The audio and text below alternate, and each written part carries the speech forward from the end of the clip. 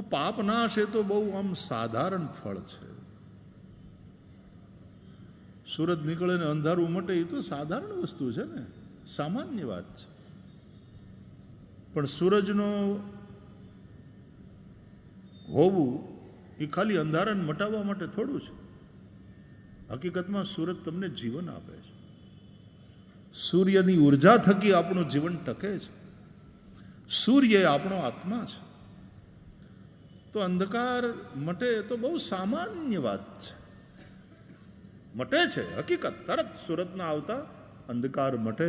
એમ ભાગવત સાંભળતા પાપ મટે, પાકી વાત, પણ એ આમ સામાન્ય ફળ છે. પાપનો નાશ નિશ્ચિત છે.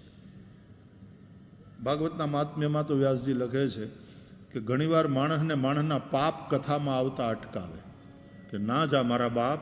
કેમ? તો કે અમારે મરવું પડશે, અને મરવાનું કોઈને ગમે નહીં. તો પાપને ક્યાંથી ગમે? એટલે આપણા પાપે આપણને કે આપણો 45 વર્ષનો જૂનો સંબંધ, અને તું કથામાં જઈને અમને મરવી નાખીશ, એવું હોય વાલા?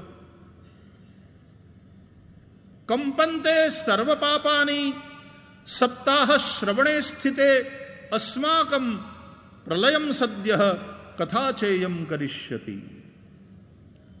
पाप रूपी मृग कांपने लगते हैं. जिस प्रकार जंगल में शेर की दहाड़ सुनकर मृग कांपने लगते हैं, भागने लगते हैं, उसी तरह भागवत रूपी सिंह की गर्जना सुनकर के पाप रूपी मृग कांपने लगते हैं और हमें छोड़कर भागने लगते हैं.